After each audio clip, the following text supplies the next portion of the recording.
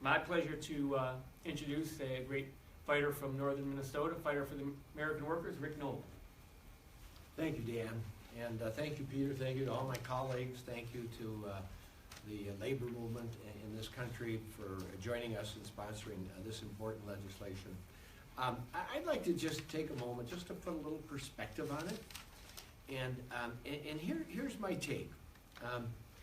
There were some problems in the 20th century, but I tell you, there were some great things that happened. Think about it. We doubled life expectancies. I mean, Homo sapiens been on Earth for a long time. In a little over a generation or two, we doubled life expectancies from the 40s almost up to the 80s.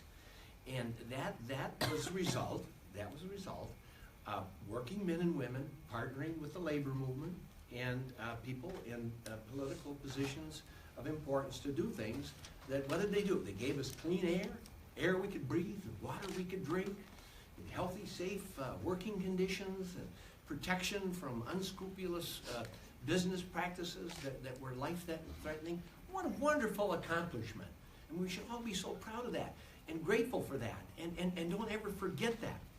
Additionally, again, working men and women, through their union movement, they established the largest middle class in the history of the world.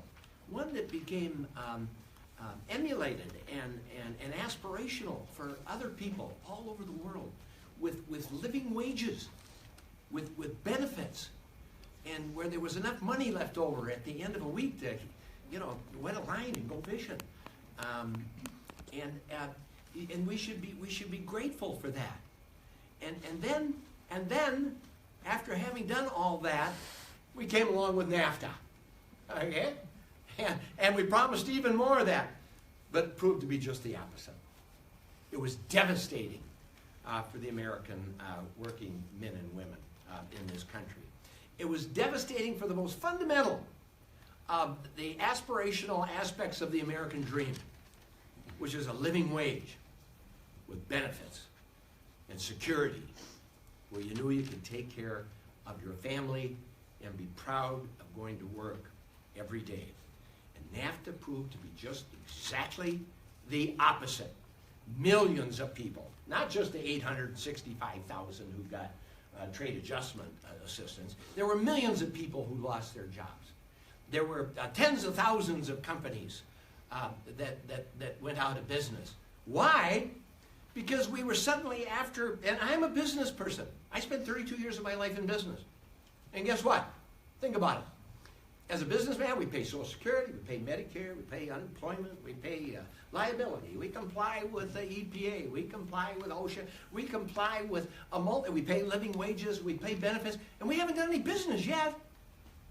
Okay? And NAFTA came along and said, we want you now, the American workers and the American business, to compete with people who don't have to do any of that. Well, hell, that doesn't work. That's a race to the bottom. And that's exactly what has happened. And that's why we have to renegotiate NAFTA.